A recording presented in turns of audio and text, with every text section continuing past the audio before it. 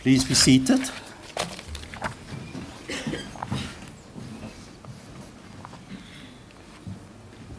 Good evening, ladies and gentlemen, and a warm word of welcome to this Professorial Inauguration of Professor Hassina Mouri.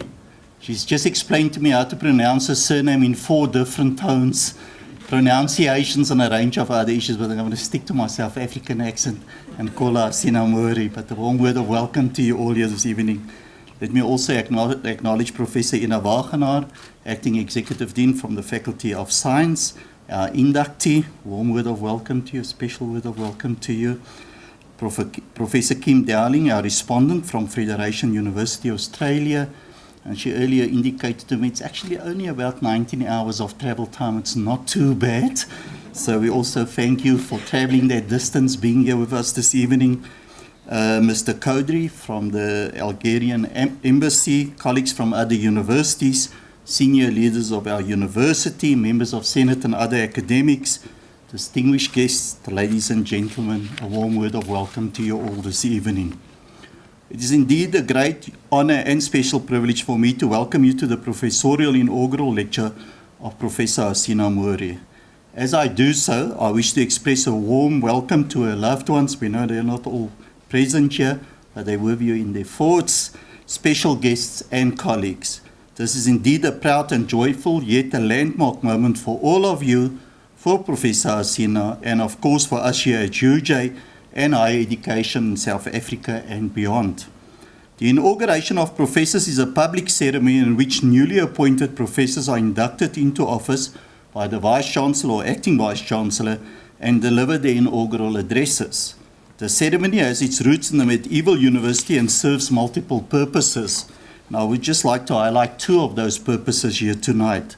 Firstly, it's an expression of welcome and entry for new professors joining the circle of colleagues who are already professors. And secondly, it provides a platform for the professors to display their expertise in the discipline and showcase their research. Today we gathered to bear witness to the entry of Professor Hassina to the illustrious community of scholars at our university and other universities. It is a celebration of the contribution to the discipline and ultimately the related impact on society. Professors provide the university with its identity, character and academic legitimacy and integrity. The inaugural lecture is a rite of passage following the confirmation of the appointment of the person as a professor. And Prof Hassina, we like to say at our university this evening we will listen to you as the gown goes to town. By this we mean that the power of your inaugural address is when the expertise you've showcased is highlighted beyond the corridors of our university and echoes in society. It stands out as a moment of pride for the incumbent, family, fellow scholars, the university, and ultimately society. For the German philosopher and diplomat Humboldt, a university referred to as the whole community of scholars and students engaged in a common search for truth. Newman spoke about teaching universal knowledge. Recently, universities has been viewed as instrumentalist, serving the purpose of the economy or utilitarian in purposes. I would hope that we can break out of these narrow conceptualizations and reflect on the university as contributing to the public good.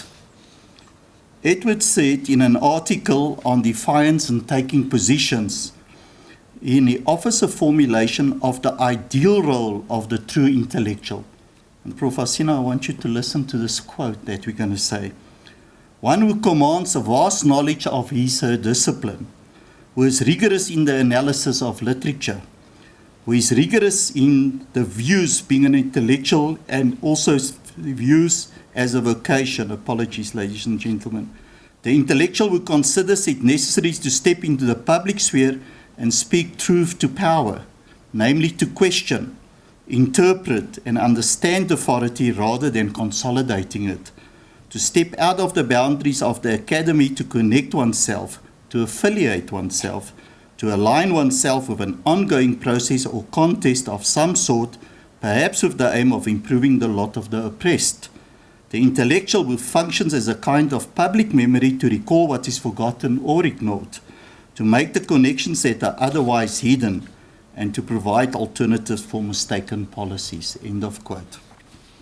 This evening we will listen to Professor Mouri as one further step in the journey of being a professor.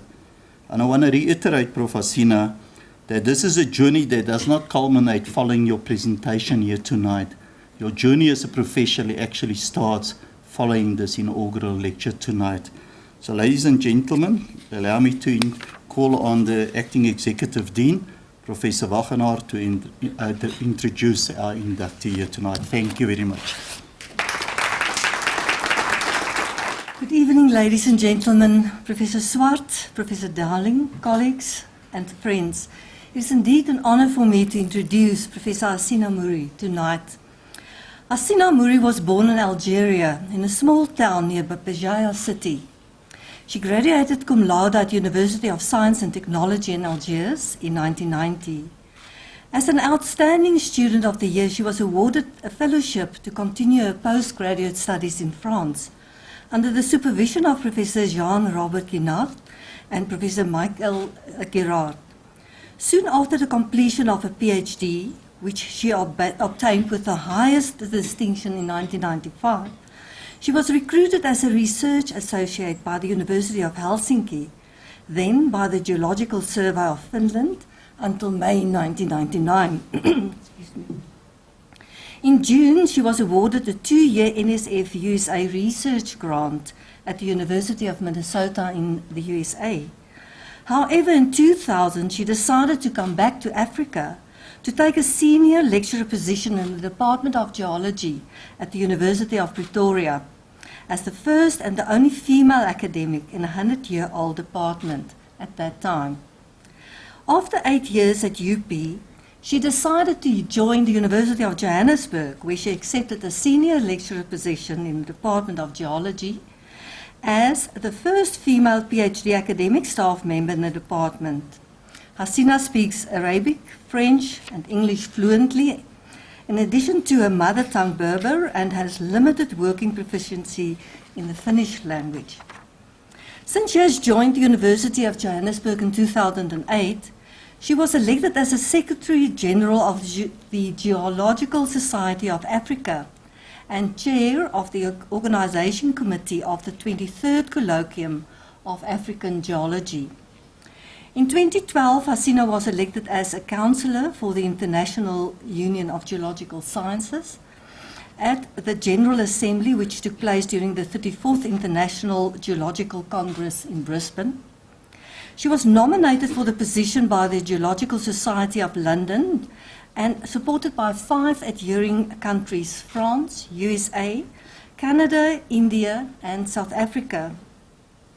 In 2013, she was elected for the same position for the International Medical Geological Association. In addition, since 2015, she is a member of the advisory board of the South African Journal of Science. This year, she is nominated by the National Research Foundation for the position of Vice President for the International Union of Geological Science.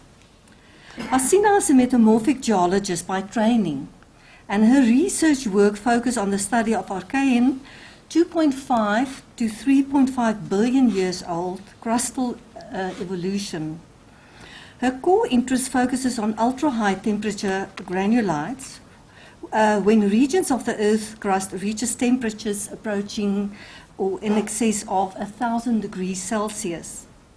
However, since 2013, she started to develop an interest in the emerging field of medical geology and focuses mainly on the African continent.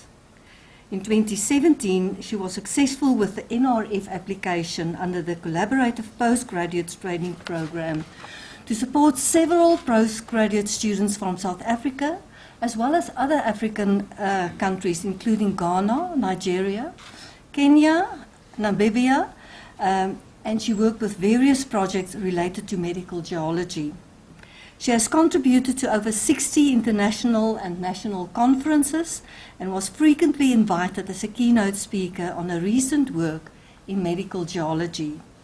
Her work has been internationally recognized and includes the Stimulus Chapter Award by the International Medical Geology Association in 2013 and the Dux Award by the University of Johannesburg Vice Chancellor Executive Leadership Development Program in 2014. In addition, Hassina is a recipient of several research grants from the National Research Foundation.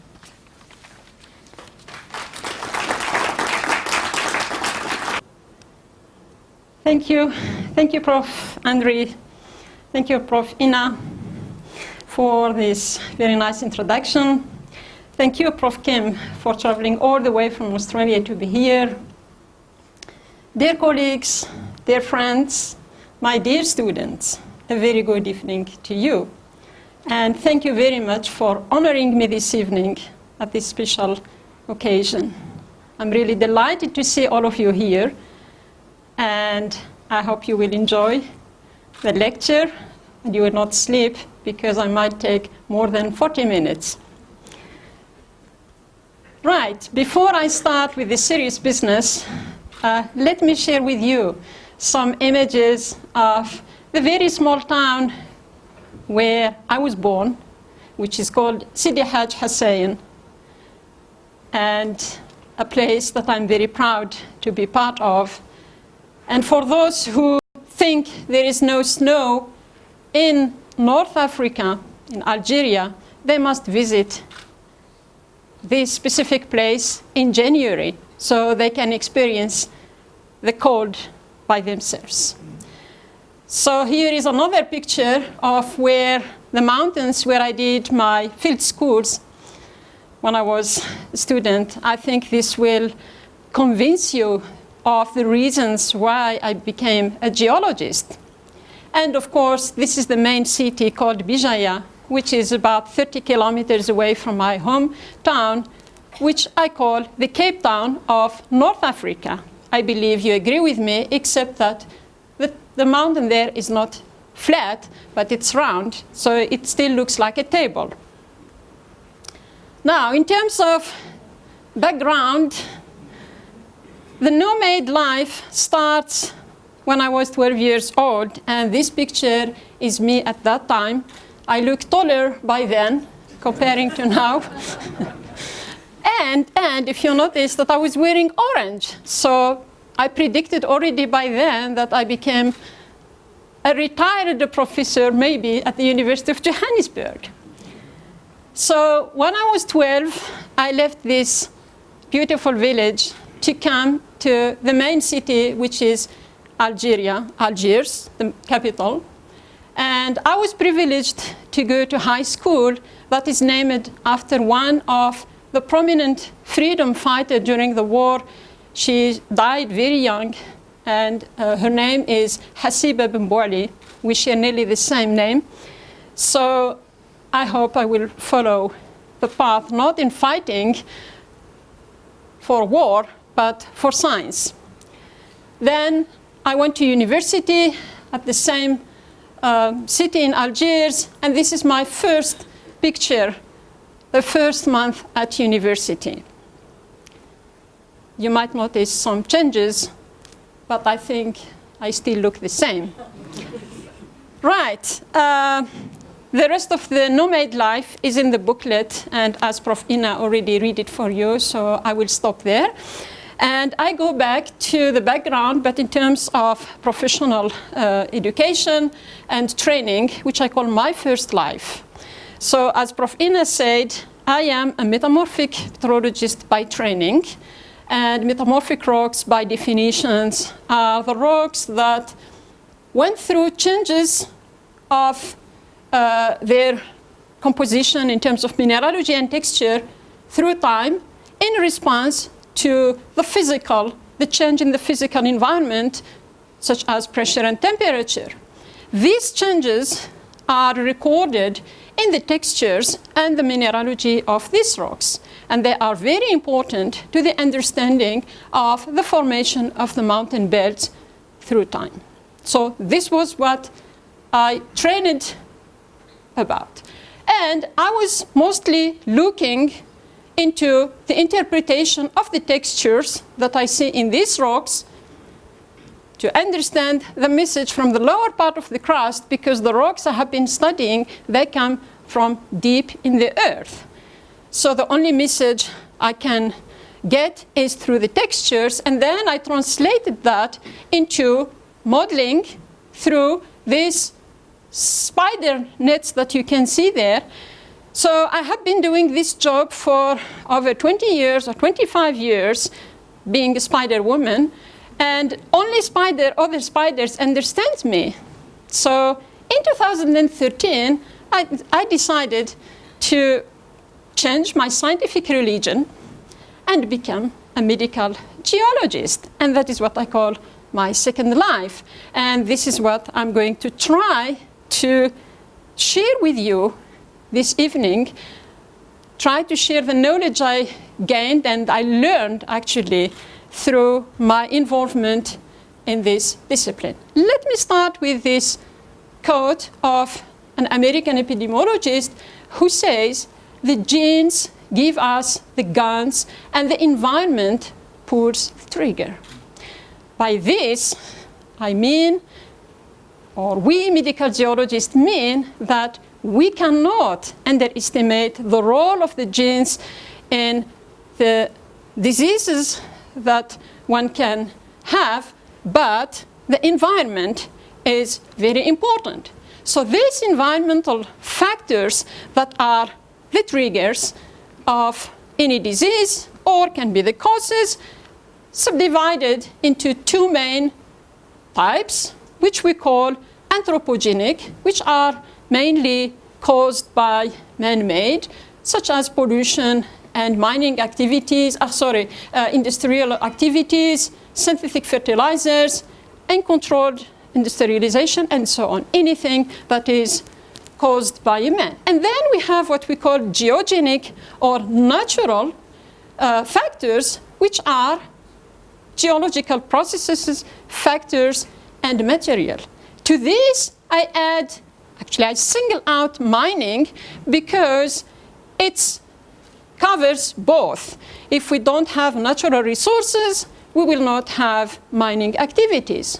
So it is classified as part of the both factors. Now, the science that is dealing with the impact, either positive or negative, of this natural environment, which is geological material processes or factors, on humans and the ecosystem in general, the health of the humans and the ecosystem in general, is the one that is called medical geology. This discipline is based on an cross-disciplinary approach, bringing together a number of other disciplines, including geoscientists, environmental scientists, biologists, chemists, and basically everybody can be part of this discipline. Now, what is the composition of this geological material that I was referring to? I'm sure, regardless of your background, scientific background, you all use the periodic table. I call it the common Bible for science, for scientists. So we all use this periodic table in different ways. We geologists, we use it, for example, to understand the petrogenesis of rocks. I, as a metamorphic geologist, I use it to determine the pressure and temperature conditions of the rocks that I deal with, and so on. From a toxicology health point of view, I won't engage too much on that because I have two experts in the first table here.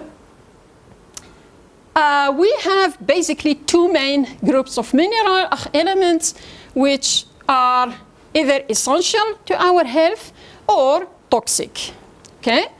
So, now, the question is, how do these elements that we found in rocks are released into the environment? They are released through different ways.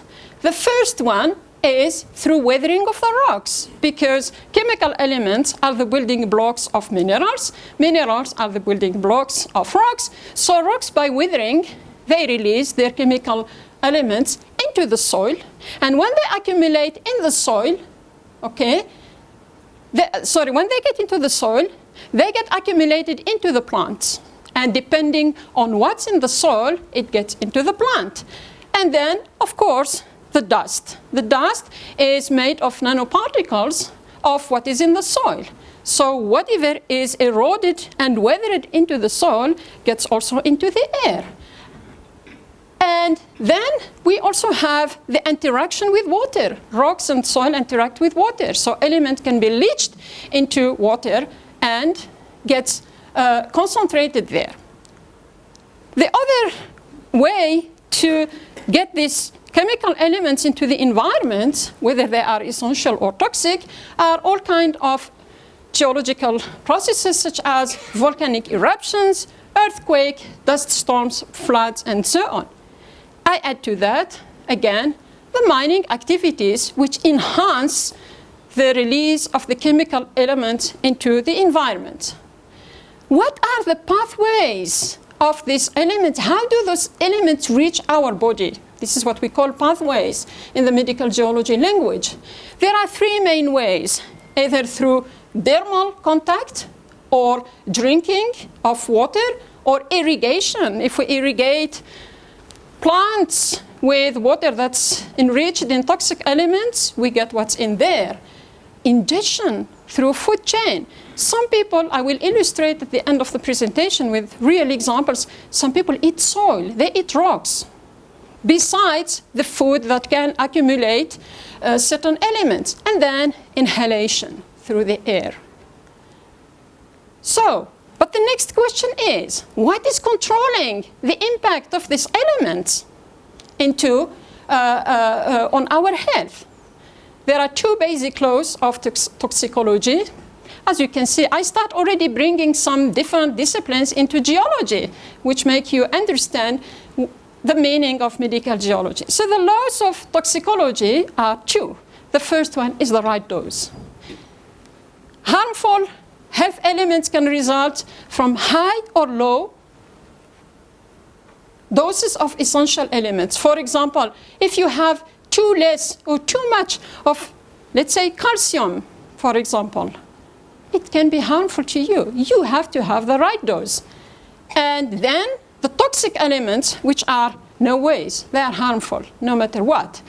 So for my students, I always tell them too much of everything is not good in any case, except for one thing, studying. That's not toxic. So you can study as much as you want, it can never harm you. So that doesn't form part of toxicology.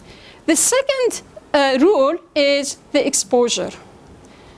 Long-term exposure to low concentrations of harmful elements can have the same effect as short-term exposure to high concentrations. In addition to this, of course, there are a number of other factors such as the bioavailability, the bioaccessibility of chemical elements, and the optimum balance which relates to the dose. For example, if you eat too much of calcium, it will compromise the uptake of magnesium. So you have to have the right concentration, the right dose in your diet. Now, why medical geology in Africa? Why I'm so excited about it and why I changed my religion in the last few years? As you all know, the geologists that research on the African geology is mostly dominated by studies of the geological evolution of the continent, and a focus is made mostly on the economic resources of the continent because that's what we need for the economic growth. Not much is actually done on the impact of these processes and material on human health and the ecosystem. Even the most obvious one. Let's forget the natural environment and just think about the geogenic, the mining activities. How much of that is done to prevent damage on the health of the population? Not much. There are a number of other environmental science studies, epidemiologic studies, toxicology studies here and there, but they are never referred in the World Health Organization, for example. And the most important thing, they are not linked to each other. You have environmental science studies, but they are not linked to health. you have health studies, but they are not linked to the source of the problem, which is geology, and so on. So there is a missing link here. So just in general, geologists know this, that the African continent is characterized by a very complex and dynamic geological history and evolution, which is characterized by volcanic activities, water pollution, dust, earthquake, flood, again, mining activities. So what can the effect of all this, or how can this contribute to the diseases that we see on a daily basis? I'm sure you all know people around you that die from this or this disease, and the question is how much of this environment is contributing to these issues. Now, if we look at the World Health Organization record in terms of health record on the African continent, they reported, for example, the 5 non-communicable diseases being cardiovascular diseases, chronic respiratory diseases, cancer, diabetes, mental health issues, and recently they also reported on high neonatal, maternal, and mortality rate, on the African continent. Well, these are common global issues, but in Africa they are really, really very prominent. And let me just take 2 examples. For example, the country of my birth and the one of my function or profession, Algeria and South Africa, and examine the records of 2016 of the World Health Organization in terms of the percentage of mortality due to these NDCs. 36% die from cardiovascular diseases in Algeria, 19 in South Africa. They are the leading causes of death in the 2 countries. Over 50% of death in Algeria are caused by these diseases. Something is not right there. Okay, we don't know the causes of these diseases. We don't find any information in the World Health Organization about what is causing these issues. We only found the risk factors, which are 5 of them: unhealthy diet, tobacco, air pollution, harmful use of alcohol, physical inactivities, and so on. But these are just risk factors. They are not the causes. Okay? So the cause is somewhere there. These are the triggers, I would call them. So, based on this, I started questioning myself. Couldn't there be some kind of link between all these geological factors, activities, and what we see from a geological point of view, and the health problems that we see on the African continent? I'm not saying that all is controlled by this, but there is part of contribution. Okay? So, this is what I'm going to try to share with you through some examples in general, where studies have proved that some factors, geological material, they have direct correlation with the health. And then towards the end of my lecture, I will just quickly share with you the project that I supervised recently, but the details are in the booklet. Now, I will show you, for example, under chemical elements, 2 main examples, one under toxic elements and one under essential elements.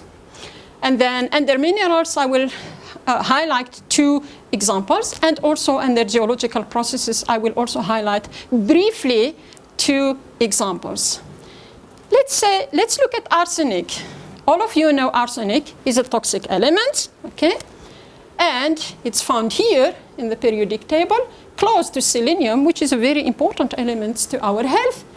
It's one of the 20 most common elements in the Earth crust in terms of geology. It is found in rocks, and when it's weathered, it gets into the soil and water, and it has different valences depending on environmental conditions. And when it's associated to other chemical elements, it forms beautiful minerals such as arsenolites, arsenopyrites, or Pyrmont realgar. These are just few beautiful examples that we know that I can share with you. Now, arsenic sometimes it's not it's not always expected to see it in such beautiful mineral. Sometimes it's present in a very small amount in microscopic, at microscopic scale, such as, for example, in this picture, you have pyrite there, you have arsenopyrite there, and here the X-ray mapping using scanning electron microscope, all the red part are arsenic, and this is in a polished coal. It's a polished slab of coal. So this is harmful, especially it's found in coal, because you know what we do with the coal. I will show you just now an example. Okay, in terms of exposure, how does it get into our system? Through drinking water, through coal combustion, and food such as rice, dried chili. You will not believe it, that in China, this picture was given to me by my colleague Bob Finkelman, who is the father of medical geology, who explained to me that people in this Guangzhou area, they burn coal, which has arsenic in it, and they dry chili. And when they analyzed the chili, they found high concentrations of arsenic in chili. Of course, it's a very complex process, which I'm not going to explain. I can't explain, but there is definitely a jump of arsenic from the coal to the chili. So this is just one example. And in terms of health issues, for example, this picture is from China, where arsenic toxicity has been studied very well by medical geologists. And then these two pictures here are from Bangladesh, which you also know, where the arsenic concentrations in water is 50 micrograms per liter, which is allowed, comparing to the World Health Organization, which allows only 10 micrograms per liter. Because arsenic there reaches 200 micrograms per liter in the water. So they can't afford to limit it to 10, because then no one has water. So in terms of health issues, besides the skin cancer and skin issues that you can see here, there are cardiovascular diseases that reported recently, development and neurological effects, cancer, even diabetes.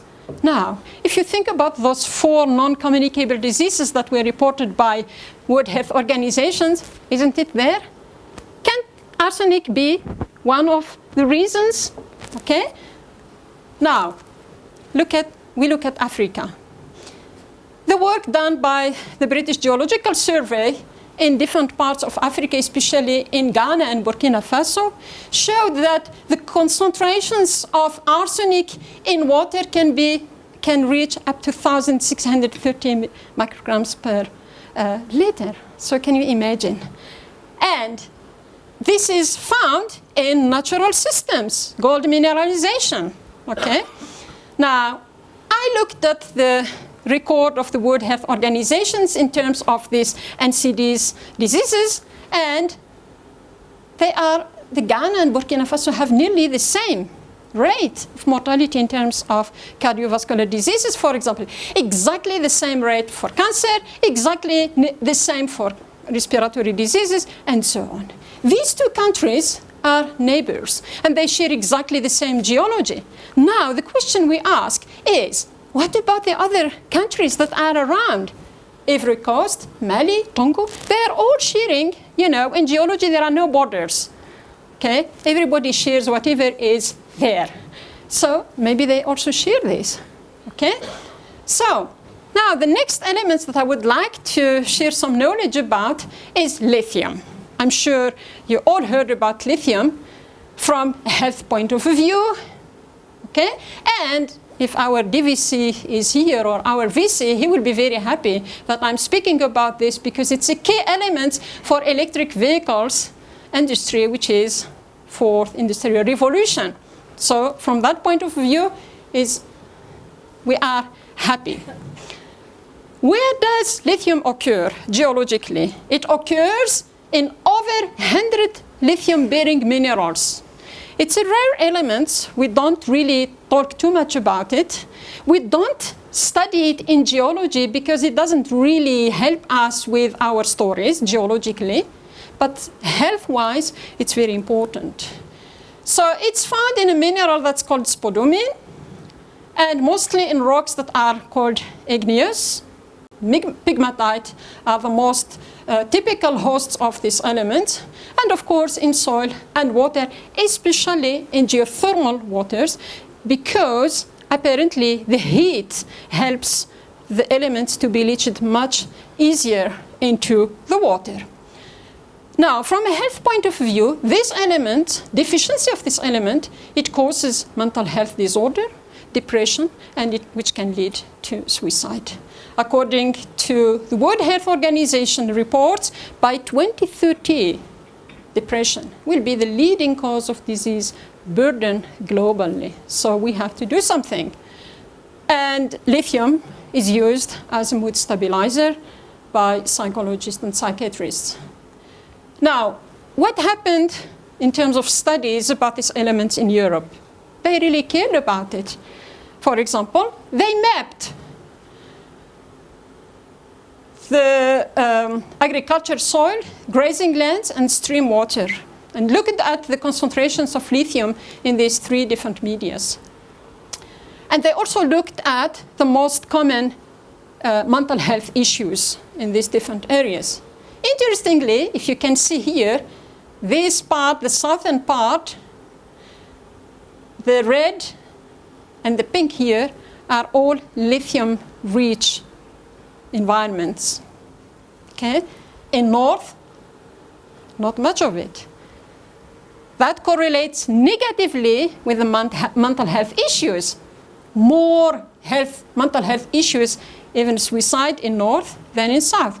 I lived in Finland, and I know what it is. And I believe you understand why I left. I came to South Africa. I will tell you later why. I will convince you about why we have to be in Africa, just because of lithium. So, even recently, some scientists, some studies suggested that adding lithium, but in the right dose, because too much is too much, okay, in drinking water might help to reduce or to improve the mental health issues. Now, the element itself, as I explained, it's the deficiency that causes most of the issues. Toxicity is really, you have really to take so much. What is really a problem is mining these elements. It can cause problems in 2 ways. If it's processed from water, the processes, the chemicals used can be released in water and can cause problems. If it's processed from rocks, okay, whatever is in the rock during the crashing, inhaling that nanoparticles can cause health issues. Especially if you remember, for the geologist, I said this element is found mostly in igneous rocks, granites, pegmatites, which are rich in silica, meaning quartz. So if you inhale silica, quartz, you will have silicosis. Okay, so there is a circle there. Now, in Africa, Zimbabwe is one of the largest lithium mining country in Africa, together with Australia. I can't remember the third one, sorry. Namibia, DRC, Rwanda, Mozambique, South Africa, Mali are all reported to have lithium concentration. So you see why I come back to South Africa, because there's a lot of lithium, and this is why I'm happy, and I think this is why all South Africans are happy. They have the right dose naturally. Now, in terms of health, apart from the mining issue, which I explained earlier, there is no other issue that is reported. And of course, there are no studies on the spatial distribution of lithium in soil and water to know what is exactly happening. Right, so because I'm speaking of lithium, and because I have 2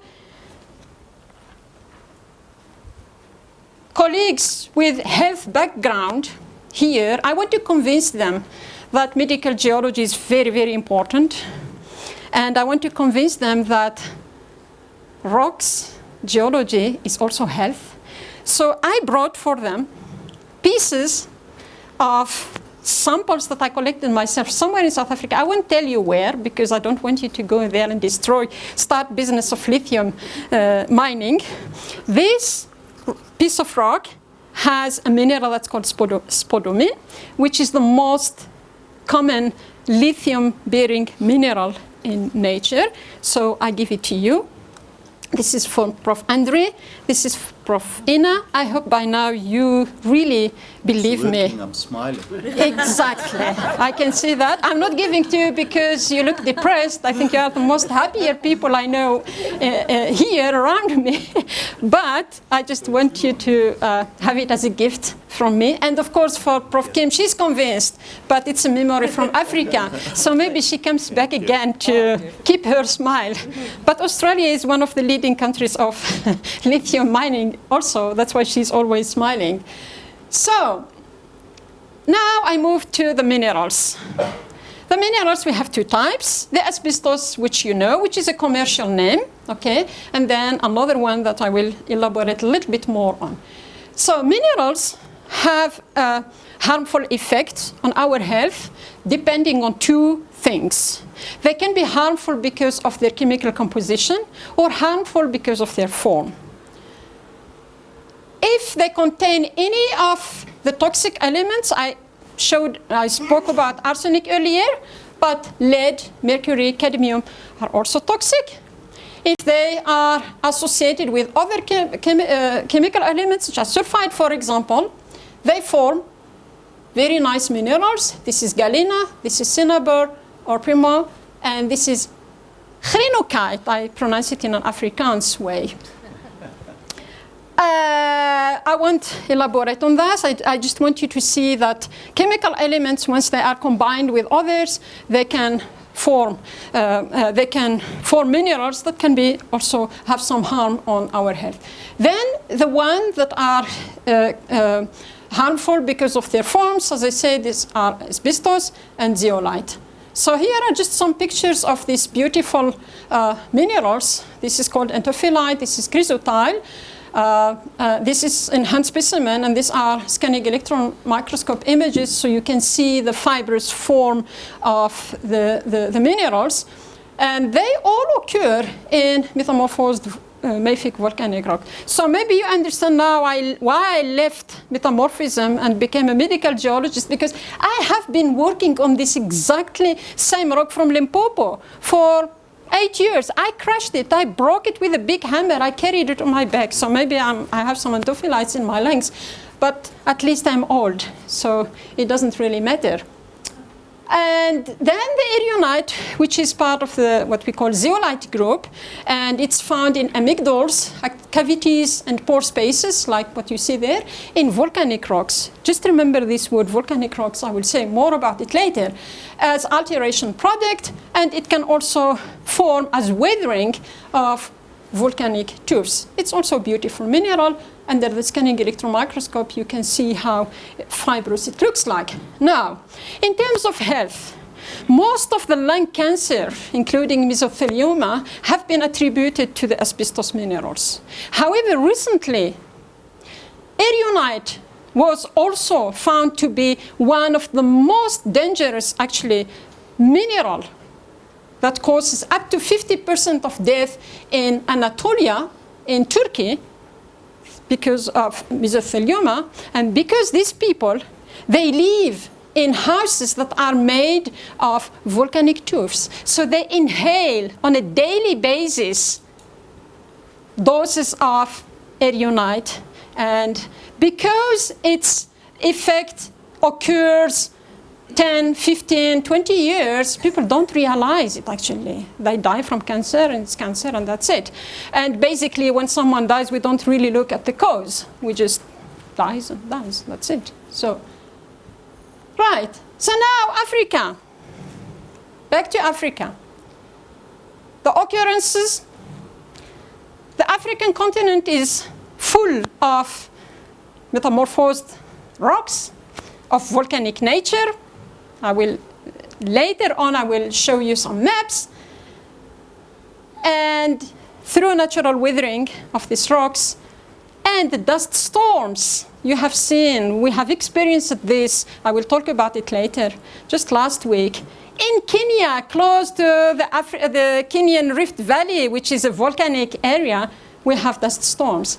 What is the composition of these dust storms? Don't you think that some erionite managed its way into that dust, okay? And the other one that has indirect impact on our health is, is the presence of asbestos minerals in talc powder. The mothers here might know very well this. The talc powder, as we all know, is used for babies, okay? And if used regularly in the genital area, it can cause ovarian cancer. This is specifically important in Africa because the African people rely still on this traditional out-of-the-counter, we call it, medicine. They just buy it in Pick n Pay or anywhere, and it's not necessarily controlled in terms of health, whether it's pure talc or it has asbestos. So this is a serious issue in Africa, and no one actually looked at it as far as I know. Now, in terms of volcanic eruptions, I go to the processes. As you can see, things get more and more complicated. We started with one single element, we moved to minerals, and now we go to a processes, which is actually a sum of elements and minerals. In terms of chemical composition, for example, the USGS studied the volcanic eruption in the Philippines, which occurred, I think, in 1991, yes, 1991.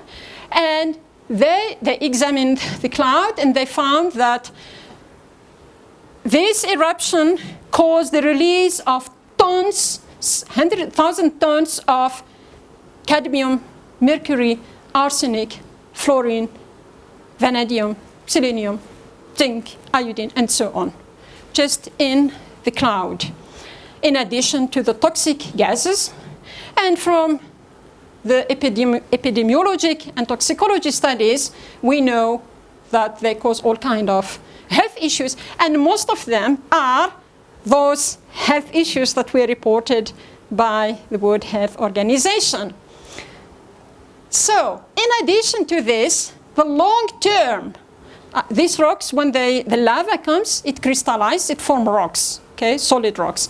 These rocks, through withering, as I explained earlier, they release these chemical elements into the environment, and most of these lavas, they are formed by what we call alkali-rich rocks, which have specific chemical composition rich in lead, uranium, chromium, cadmium, cobalt, and so on. We have a very good example in South Africa, the Pilanesberg alkaline intrusion.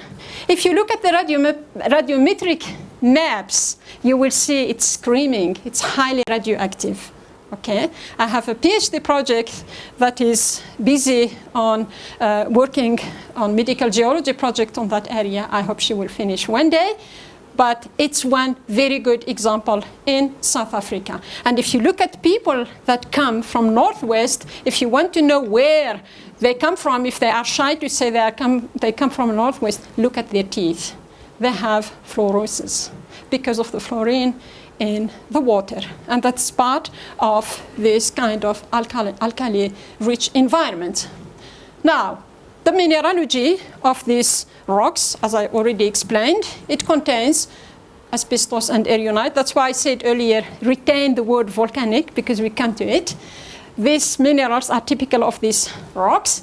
And then also quartz and all high temperature forms, such as crystobalites and tridimites, which are polymorphs of quartz.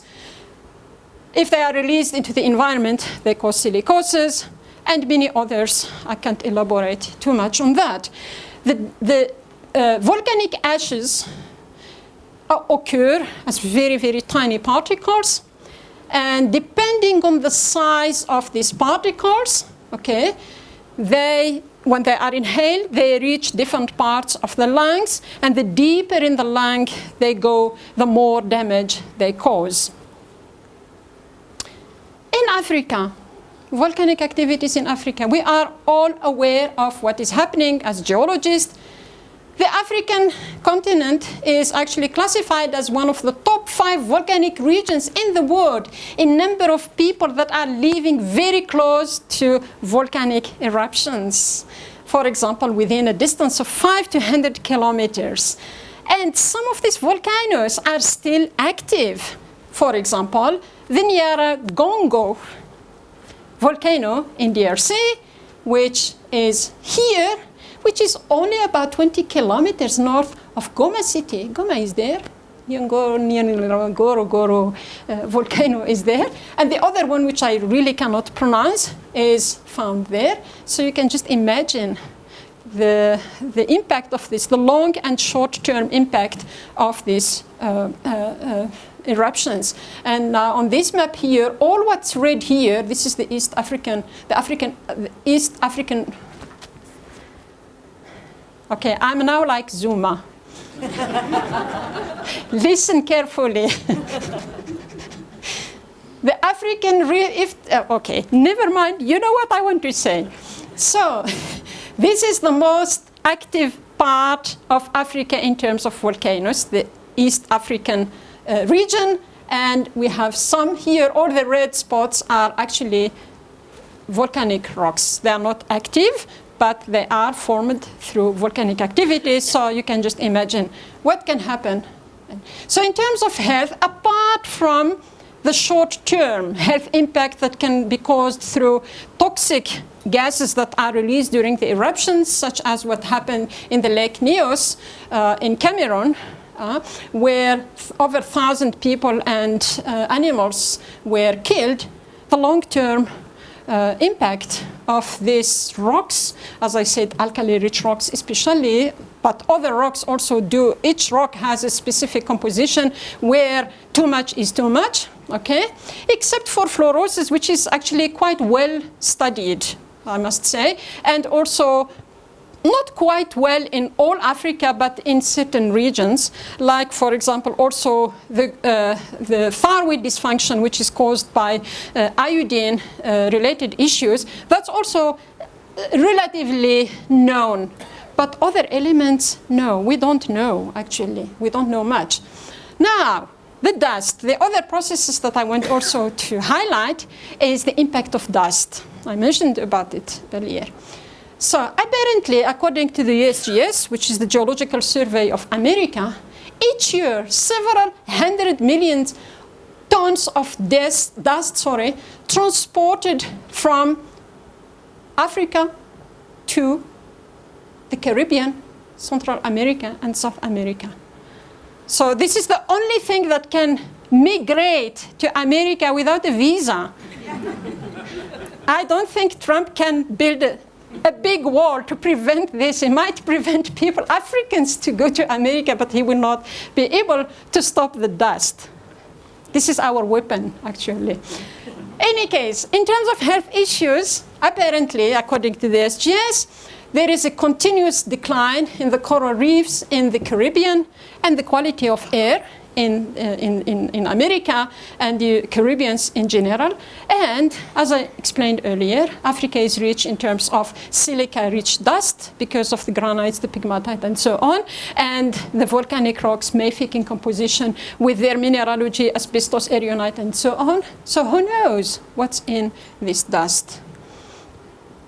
These are just few pictures of the dust storms that we have seen in South Africa recently and in Algeria. And my student Patrick Guevara just told me last night about this dust storm that happened about 2 weeks ago, the 1st of October in Kenya, and very close to the active volcanic region. So you can just imagine what's in the dust. Now, apart from some studies that are taking place at the University of Cape Town on environmental issues and dust, I'm not aware, for example, in Algeria or in Kenya, that people look at this issue and its health impact on the population on Africa. So our dust, its health impact is studied in America on the people of America, but not on the African people. So perhaps it's time for us to think about these issues. Mining activities, I'm not going to elaborate much because as South Africans, you all know about that. Of course, it has good impact in terms of wealth, but wealth without health, I don't think it's wealth, especially when children are involved in these disasters, because it does not make sense for us to think about economic, development of a nation if we don't think about human development in terms of health. So the future of these children is between our hands. We need to think about that. Now, what is complicating the situation in Africa? In addition to the genetics and all that I mentioned, and the geological factors and so on, 3 parameters: the climate and geomorphology. Most of the African, except North Africa up there, you can see. Yeah, I showed you pictures. There's snow there. It's arid or semi-arid, okay? Or some parts of Southern Africa. Or sometimes it's deficient in essential elements that are needed for good quality of water, healthy healthy food in general for both humans and animals. And then, of course, we have the socioeconomic factors. Most people live, especially the rural people, the rural area people, they grow their food in their garden. They don't know what's in the garden. They just grow. Whatever is there, is there. They eat it. And they live permanently there, so whatever is there is in their body. It's not like people in the town. We have Woolworth, we have Pick n Pay, we have Spar. So we can change from time to time. These people, they live on what they have in the garden, which is very, very bad for them. So, and then, of course, poverty. Of course, that's an issue. And then the mining activities. So, this is what I want to say from general aspect of medical geology and Africa in general. Just to conclude on this section of my talk, I believe that by now you are somehow, especially Prof Andri, whose background is health science, I hope he can go to the Faculty of Health and tell them we need to collaborate. But medical geology is a very complex field. I cannot explain it in 40 minutes, unfortunately. What I'm giving you is a very superficial. Most of the information probably that I gave you, you know it already, but unfortunately I have to do it this way. And it's a field that requires a collective efforts from all disciplines, okay? You have noticed that there are still many problems to address, especially on the African continent. And these problems require the development of this discipline, which is necessary for our understanding of the impact of our geo-environments on our health and that of the animals, and recommendations of possible remediations and solutions problems. I know that most of the medical doctors, with all my respect, they don't want to know the causes of the diseases, because then there will be no sick people. But there will be sick people all the time because there are genetics, there are other factors. So we just tell them, please help us to save those who are sick because of the environment. That's all what I'm asking them. I hope they will see this video and then they will perhaps come to me and say, we need to collaborate.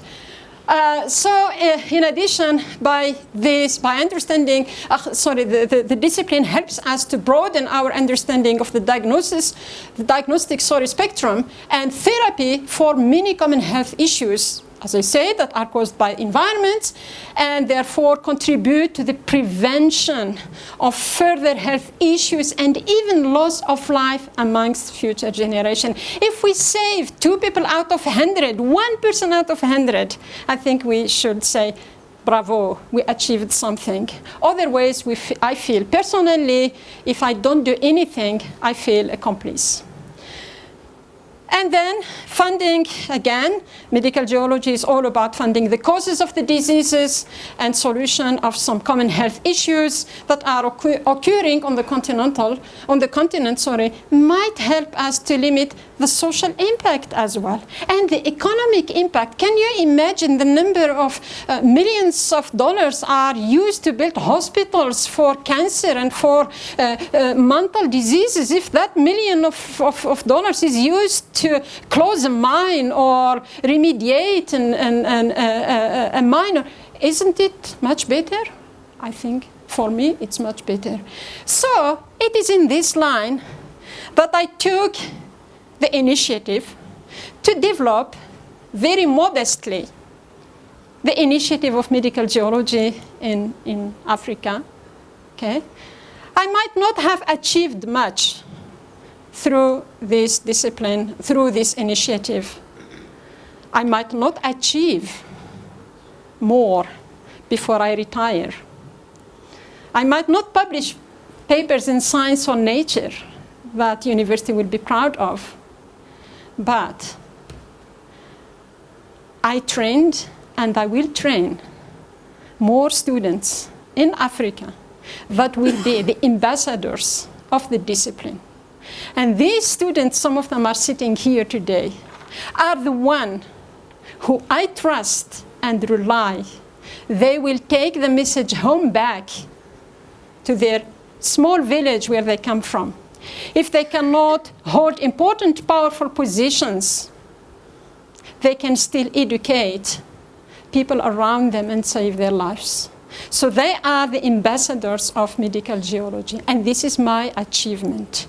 So what I did, and thanks to NRF, who gave me a very large grant in 2017, and the University of Johannesburg through the Global Excellence and Stature Program, and the Council for Geoscience, who supported some bursaries, I managed to train a number of students in discipline coming from different parts of Africa, including South Africa, Kenya, Nigeria, Namibia, and Ghana.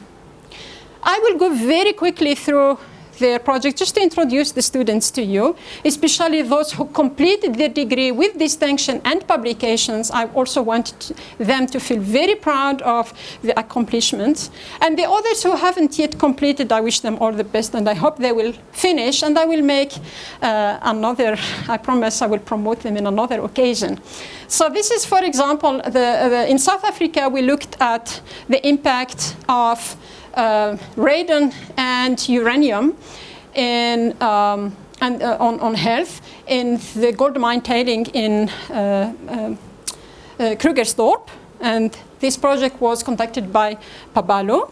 Pabalu showed that the material in this area contained up to 150 about ppm of uranium and high concentrations of radon, which are very harmful to our health. And these seem to correlate very positively with the high frequency of death related to lung cancer in the area.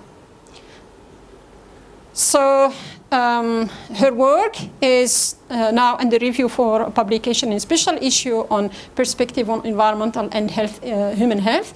And she was recently awarded best presentation at the South African Radiation Protection Association conference. And then we have Max. Max, where are you? You are here. Where are you, Max? Here's Max. Max is okay, in medical geology, we don't just look into the causes. We also look at ways of remediation. And in order to remediate, you need to understand what's in there. So some chemical elements in the soil and water are present in very, very small amounts. However, when they get accumulated, they can cause harm. Some techniques, the analysis of these elements require very, very sophisticated techniques. So we need someone to develop those techniques, and Max was working on this. And he succeeded in that, and he has one publication in press. Congratulations, once again, Max. And then we have Patrick Guevara, who is sitting there, my photographer today. He benefited from GIS bursary in 2015, and he completed his thesis in 2017 with distinction and 2 publications. And he worked on fluorine-related issues in Kenya, which is caused by weathering, again, of alkaline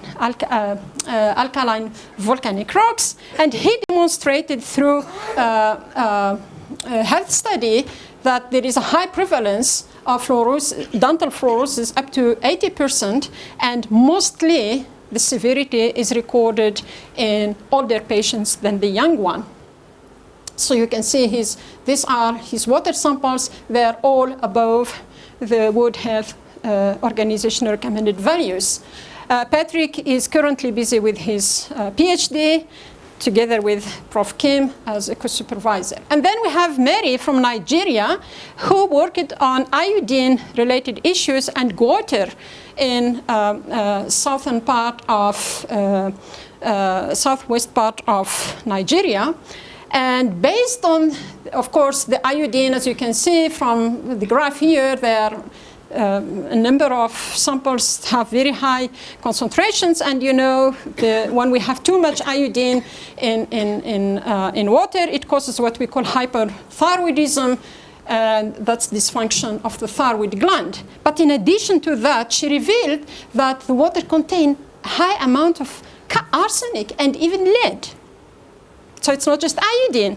Now, when we look at the health data, 78% of the people that have water, they have hyperthyroidism, which is in line with high amount of iodine. However, there are a number of other people, 16% show hypothyroidism, which is the other way. We don't know how to explain that, okay? But we also have toxic waters, okay, like cancer and so on. Could it be caused by the presence of lead and arsenic? That's an open question. I cannot answer it, but it is there. Now then we have Salma from Namibia. Salma, together with another student from Ghana, Enoch, and also Patrick, we are working on another project on what we call geophagia. Geophagia is a deliberate eating of soil or rocks or clay. People just eat it. And in Namibia, apparently, but actually all Africa, it's a tradition, pregnant women like that. So we examined the material that these people are eating, and we found, as you can see there, that's the red line there is the limit of what is accepted, and anything above is toxic. So arsenic, chromium, mercury, nickel, vanadium, above what should be accepted. And we know all these elements cause a number of health issues, not only for the mother, but for the baby. Okay? Salma was awarded a best presentation at the International European Geoscience Union in Vienna last year, and she published 2 papers on her project.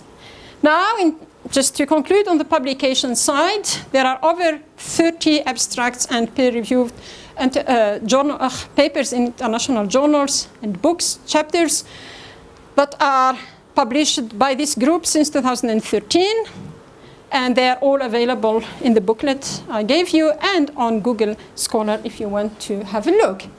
Now, I just want to say 2 words about medical geology and Fourth Industrial Revolution. Since we are taking the lead in that aspect, I always think we need to think, how can we contribute? And I always also tell to my students, if we cannot contribute to it, we must support it, because we will benefit from it. If it goes well, we will all benefit from it. If we cannot contribute, we cannot blame ourselves, because we are not all engineers. We are users. But still, we can do something. So what I did, I looked at what the university expects from us. On the website, I found amongst all the definitions and the requirements, whatever expected in terms of Fourth Industrial Revolution, I found that it says 4.0 is not just about robotics and automation. It's about the advancement of society to empower people and uplift generations. Isn't it what we are doing with medical geology? We are empowering. We want to empower people by good health, because if they have good health, they will make a good nation. A healthy nation is a developed nation.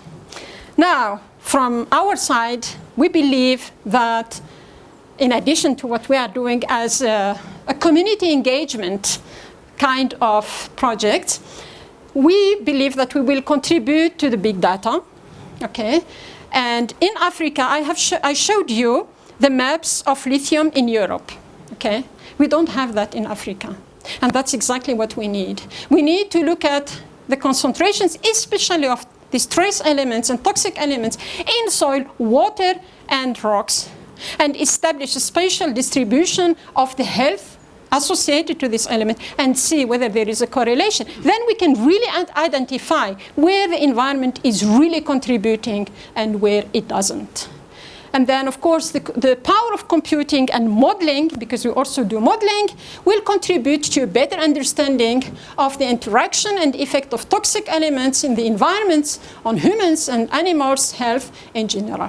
This will enhance awareness and improve understanding, leading to better and more cost-effective strategic mitigations approach. In conclusion, I have two more slides, and then I will be finishing. I believe that medical geology is really important, not just in Africa, basically overall in the world, but it has seen important growth in some parts of the world, like in Australia, in Sweden. The British Geological Survey is doing enormous work on this. The USGS is doing a lot of work on this. So this is really critical if we want to protect human and ecosystem health globally. In Africa, this field is still not yet developed, although it is in Africa, as I demonstrated, that the application of the research in this field is the most relevant. The unhealthy situation of the African people may be due to a number of factors. However, we cannot continue to undermine and underestimate the impact of the natural geogenic and the anthropogenic exploration, mining on the health. The whole world is looking at Africa as a bank. Recently, there was a group of colleagues from Europe coming to South Africa to motivate for a big project on mining exploration. When I asked, what about the health impact of this? They said, our company doesn't really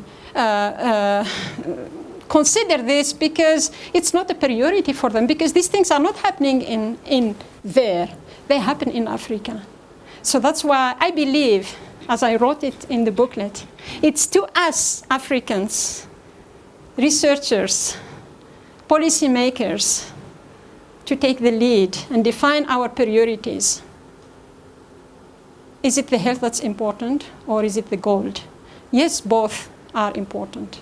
So we need to manage the mining environment properly in order to benefit from it and to enjoy this economic growth.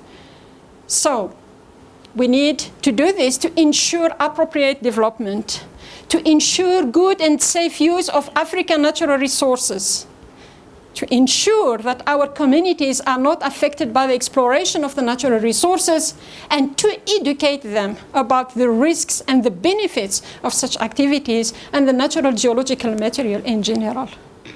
The initiative I took to develop this discipline in Africa, I believe it clearly demonstrated to you that it has broad and strong Pan-African appeal and is an essential part of evolving the development of our continent. And I believe I will still benefit from the support I had in the past to take this discipline to another level. Otherwise, as I said, I leave it to my students. So far, with the dedicated leadership I hope I demonstrated so far, and the necessary financial support I obtained, it can result in activities that stimulate and retain students' interest and enthusiasm and contribute to the health and the well-being of our society, which I believe is very important for for the development of the continent. So to finish, I would like to thank few people. I can't thank everyone because otherwise we stay here until, I don't know, 1. First of all, I would like to thank the University of Johannesburg. As they say, behind every successful man, there is a woman. Am I right? I say, behind every successful staff, an institution. So thank you, Prof. Andrew. You are part of those who supported me from the top management group. I really appreciate all the support, not just in terms of finance, but in all infrastructures of the university, the international office, the library, Pavlinka. Thank you very much. You have been really playing a very important role in what I have been doing so far. The postgrad office, Shireen, you are here. Thank you very much for all that. I hope you will continue it. The Faculty of Science staff, I hope basically everybody at the university, the colleagues who support the initiative. I have colleagues from the Faculty of Health, colleagues from Economics and Management who are here because they are interested in the discipline and they attended events that are organized in the past. Prof. Daniel, Dean of Faculty School of Management, I think if he's here, he's interested, and I hope that we can extend the collaboration to that side. So basically, everybody at University of Johannesburg really contributed, because it's only since I joined the University of Johannesburg in 2008 that I developed all this. So thank you for that. And of course, the National Research Foundation, I'm glad Joyce is here. So please give my message to all the institution and everybody there who have been really supportive, not just through the grant they gave me in 2017, but every activity I undertook, organizing the symposiums, attending conferences, taking my students, these are all financed by NRF. Thank you very much for that. I hope that the modest contribution I made so far is good enough to prove that I managed the money properly. And of course, other institutions like the Council for Geoscience, the International Union of Geological Science, the International Medical Geology Association, the former, the ICS, the International Council of Science, which is former ICSU, ROA, which is the Regional Office of Africa, all contributed in a way or another. All my collaborators and examiners, there's a list there. I'm sure I have forgotten some people, but I did not mean to do that. It's just, when you know things by heart, you tend to even make mistake with your name. So there are 2 people, actually, that I want really to acknowledge today. They cannot be here. They would have loved to be here, but unfortunately they can't. These are Prof. Finkelman, Bob from America, and Prof. Oli Selinus from Sweden. They are the founders of Medical Geology. They are my mentors. They are the one that inspired me and gave me this love and passion and conviction of engaging in a complete new discipline that's different from my background, taking the risk, and I'm really grateful to them. And of course, Prof. Kim is one of those also who encouraged me and supported me in all senses.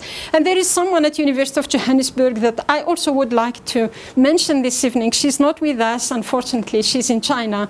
And this is Prof. Kinta Berger, who was the former dean of the Faculty of Science, who witnessed my first steps in the initiation of this discipline. And she was always behind me, supporting me. I'm really grateful for that. Without that, I wouldn't have been able to achieve what I achieved so far.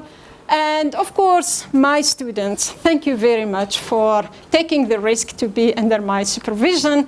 I really appreciate that, and keeping up with all my pressure on deadlines and publications and distinctions. So I'm really grateful. Some of them are here, some cannot be here. And then obviously, without my dear parents, who cannot be not only here in South Africa, but not here forever.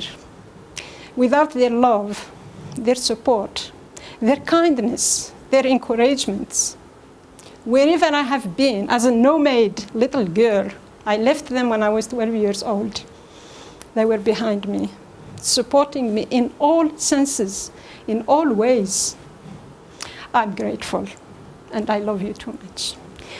And of course, for those who think that I don't have family in South Africa,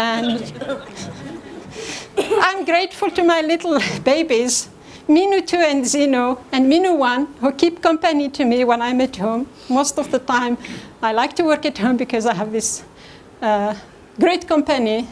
My little girls, Yamina and Wardia, not only they give me good company, but they spoil me with fresh eggs. And of course, my badges ABC, because I don't know how many I will have, so I just carry on with the alphabet. And of course, to all of you, thank you very much.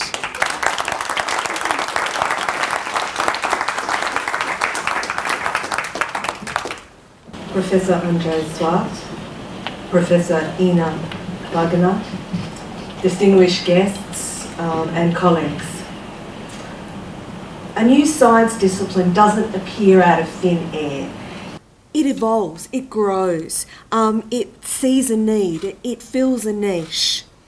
But in and of itself, that need won't grow the discipline. It needs something else. And in the case of medical geology, it needs a passionate and articulate advocate. It needs a practitioner. It needs passion. From what we've just heard from Professor Mouri, I think you felt that passion. That's been fueled by a clear need to develop this discipline. Our natural environment is in flux. The health of individuals, of communities are at risk, and Professor Mouri sees that. There is a need to understand the integrated nature of the geogenic environment, the causes, the responses, the impacts. It's critical to our communities, to our health individually, and to our society. For example, the World Health Organization estimates that air pollution alone kills 7 million people annually. 7 million. And much of that is linked to our burning of fossil fuels, a geological material. Added to that, there's the complexities of working in brownfields environments, areas that have been previously developed, the difficulty of managing a world that's undergoing such dramatic climatic changes, and all those changes remobilise materials, once hidden, once deep, once safe, bringing them to the surface that we might encounter them. And some of these problems, as Prof Mouri has illustrated, are immense. What we've heard tonight is that I think these problems are universal. They're not just founded in Africa, they're across the globe. They don't respect borders. They don't have jurisdictional boundaries. They don't obey rules. And if we come back to Africa in this, Africa has some of the most amazing landscapes, the most wonderful geology, an incredible environment with such resources, such wealth. And even in that environment, it's clear there is a real need for medical geology and its evolution. We learnt today about the Pan-African experience effectively, that it's clear, I think, in that environment that Prof Mouri and her students are up to the challenge to bring medical geology and its thinking, its discipline, its cross-disciplinary notions to the problems at hand. And she and her group have taken a lead role in bringing not only Africa, but the rest of the world to dealing with these problems. Not only her, but some of her excellent students, a group, a collaborative effect, a collaboration that extends beyond the borders of this country, of this continent, effectively of this globe. You may not know this about Professor Mouri's work, but it's very well acknowledged globally and it's respected outside Africa. The universality of the problems that medical geology seeks to address are complex and interconnected and the like, and the environment's very dynamic, but it does mean that if you solve problems locally, many of the solutions are applicable globally. So there's a reach out. And as Prof Mouri mentioned, there are a large number of people across that globe, that network, that really wanted to be here tonight to witness and to commemorate the significant events that are taking place. So on this very special occasion, I've taken the liberty of speaking to a number of our colleagues, and I have a number of quotes from very significant senior researchers that I'd like to read out to you. The first one comes from one that Hassina has actually just mentioned, one of the founding members of the International Medical Geology Association from Sweden, Dr. Olli Sillinus. So I quote, "I'm really impressed by her work in medical geology. She has not only been a counsellor of the IUGS, which is one of the most prestigious geoscience positions you can have, but she has also established an impressive research group on medical geology in South Africa. She is an outstanding representative of African science, with an excellent reputation all over the world, for which South Africa and the University of Johannesburg should be proud." I have another quote from another one of Hassina's colleagues. This is from Professor Bob Finkelman from the University of Dallas in the United States. "Without question, creating medical geology in Africa is a unique accomplishment. This accomplishment alone illustrates the initiative, the imagination, the tireless effort and dedication expected of someone at this professorial level." Another quote from Jose Santano, who gave us a very, very long quote. This is a distilled version. He was one of the founding members of the International Medical Geology Association and one of the directors of the US Food and Drug Administration. "Our communities need to embrace a broader view of environmental health and medical geology. Prof Mouri's work has laid a strong foundation towards this goal, solidifying the growth of this emerging field in Africa. Solutions require innovation and forward thinking to properly handle our present and future problems. Prof Mouri has taught us that this is possible. On behalf of the worldwide medical geology community, we celebrate this remarkable moment in your professional and academic career." And from Russia, Dr. Isov Volsvan, who's the chair of the chapter in Russia, but also a senior member of the Russian Geological Society. "Her contribution is phenomenal. We follow her lead." And my final quote from our current chair of the Medical Geology Association, Diego Friedman. "Professor Hassina Mouri is an innovative professional, and it is she who has positioned medical geology as an emerging discipline in Africa. All these people have her to thank for the work that we have accomplished." I think at the beginning of this presentation, Prof Andre challenged, I think, you, Hassina, to bring the academy to the community, to really take the work and make it real. And I think what you've done has actually done that. And for that, we can only offer you congratulations. So for all the people in this room, for all the professionals outside this room, the broader medical geology community, thank you. So to you, my colleague, my fellow scientists, thank you. And congratulations on behalf of all of us. We look forward to your future insights and understanding, and we also look forward to the solutions you will come up with, not just for Pan-Africa, but for the rest of the world as well. So thank you.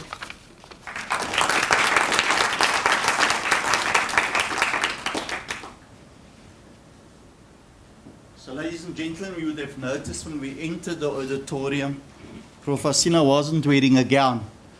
So the next stage of the process is in recognition of an inaugural lecture, and I think you will agree with me that she really truly deserves that we robe her with this gown in recognition of her contribution. So let's put our hands together again for her before we robe.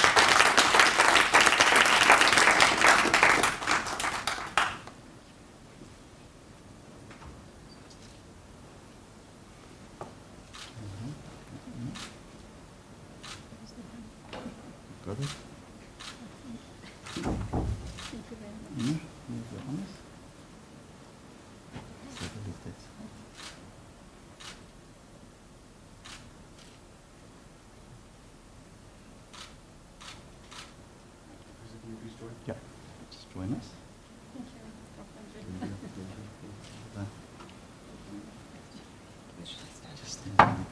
You can just say that already.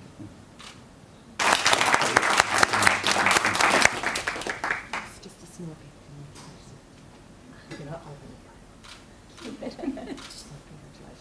You may. Thank you. Thank you very much.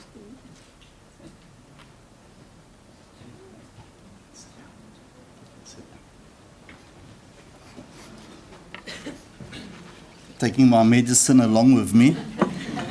I think, ladies and gentlemen, just a few concluding remarks. I know I'm the only person standing between you and a glass of good wine and something to eat, so I'm not going to be too long. But let me start off by thanking Professor Hassina for her lecture here tonight.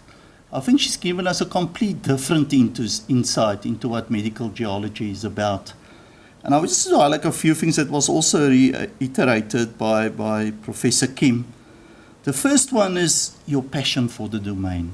I mean, it was so evident.